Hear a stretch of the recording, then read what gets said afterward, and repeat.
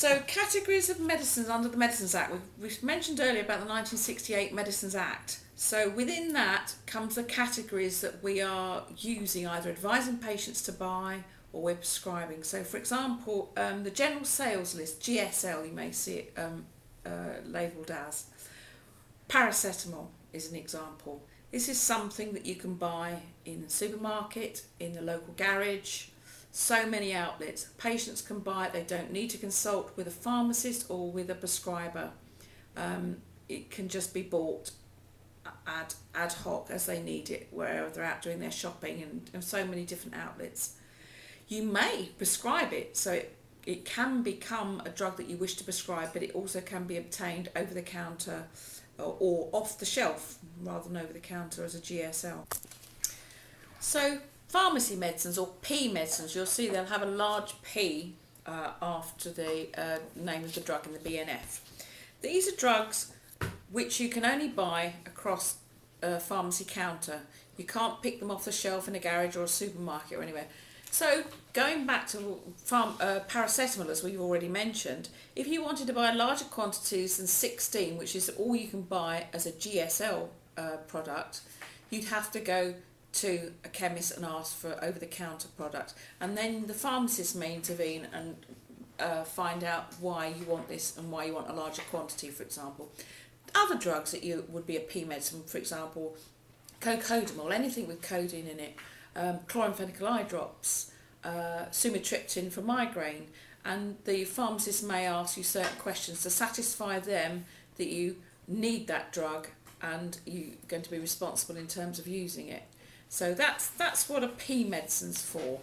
Any of these can become a prescription drug, but they do have an outlet through a non-prescription route, a P or a GSL. Then we come to the POM, the POMs, the prescription-only medicines, and these can only be obtained through a prescription. So, for example, going back to our example of paracetamol, if you wanted to give 1 gram QDS and you wanted to supply 100 tablets for someone that's needing regular pain management, you could only do that on a prescription. You couldn't get it as a pharmacy-only medicine. You certainly couldn't get it as a GSL, general sales list drug. The restrictions on availability, the drugs must be sold in their original packet. There may be limits on pack sizes, those on the GSL shelves. And so there's stipulations under the law of those drugs. So they can't be taken out, they can't have some cut off the packaging. They have to be as originally sent to the garage or the supermarket, etc. And as we've already said, the limit on pack size, and the classic example is paracetamol. The the pharmacy-only medicines, the P medicines, can only be supplied by a registered pharmacist. So a young Saturday girl working in the local chemist couldn't provide those. She should always consult the pharmacist, so the pharmacist knows what's being sold and has an opportunity to intervene or refuse a sale, and they can refuse a sale. So for example, if they suspect someone's coming regularly for codeine-based products, they may refuse a sale on that basis. And the prescription-only medicines are only authorised by the prescriber, an appropriate qualified prescriber.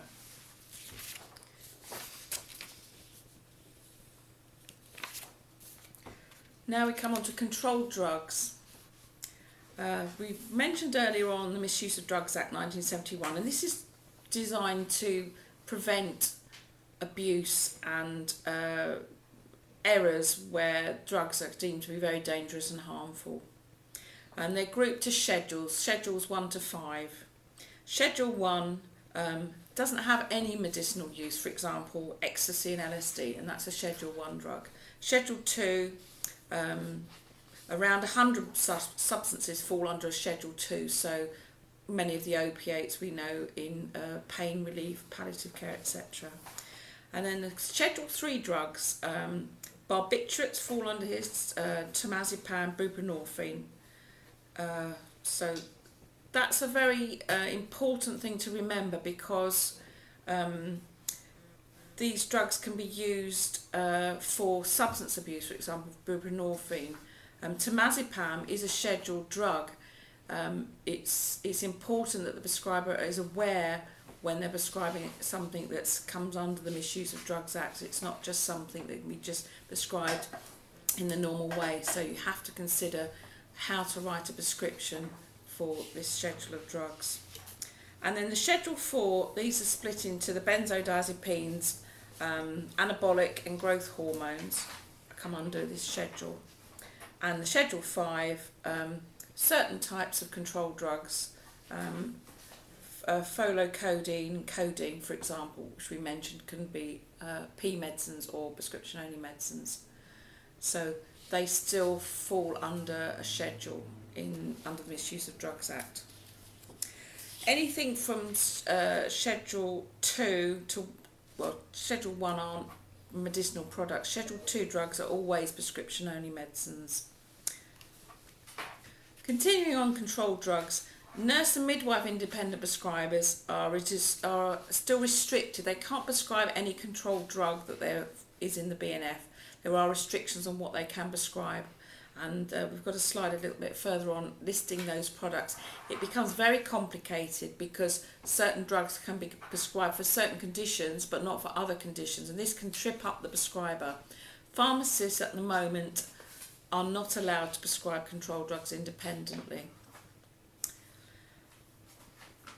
And it's important, even though those controlled drugs are available to the independent prescribers, that they are aware that they still follow the competence, feel competent to prescribe, and they follow within the scope of practice whether they are competent to prescribe those drugs, and not to do so just because they legally can.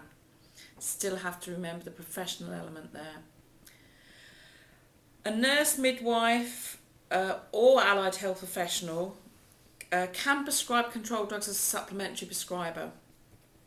And this would cover any drugs from Schedule 2 to 5. So obviously Schedule 1, as we said, are not medicinal products, LSD and ecstasy, for example. But anything in those other schedules are and can be prescribed, but in a supplementary capacity, i.e. where there is a clinical management plan with an independent prescriber, which can be a doctor or a dentist, and then the nurse or allied health professional or midwife is working as the supplementary prescriber, complying with the parameters set out in that clinical management plan. So the list of controlled drugs that an independent nurse or midwife prescriber can prescribe is listed here on this slide. It's quite complicated, and I think one of the things to point out really is, for example, diazepam can be prescribed for palliative care, tonic-clonic seizures or withdrawal of alcohol. It may be that you've seen it commonly used, for example, for someone who's anxious or for someone who has maybe back pain, spasm of back pain, and you want to prescribe it for that, but actually you are not allowed to as an independent prescriber. You would have to prescribe it as a supplementary prescriber because it's outside of the specific indications listed by law for controlled drugs for independent nurse and midwife prescribers. We are still awaiting changes in the law. All the information gathering and research has gone in to decide what's in the future is suggested that can be prescribed independently by nurse and midwife prescribers, but up to now we're waiting for the change in law to make it clearer, and we're hoping that all controlled drugs will be allowed to be prescribed, which will make some of these little potential trips and complexities smoothed over, so people won't get tripped up and find they're actually prescribing illegally. But I would recommend that you take great note if this is your an area of your field of practice where you might want to prescribe some of these controlled drugs, that you are aware whether you actually can for that indication or not.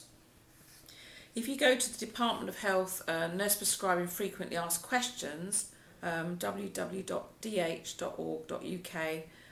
you will find this table there in terms of what drugs you can, what the indications are for, and also be very careful, make sure the route is specified, because there are some which only specify certain routes and not other routes.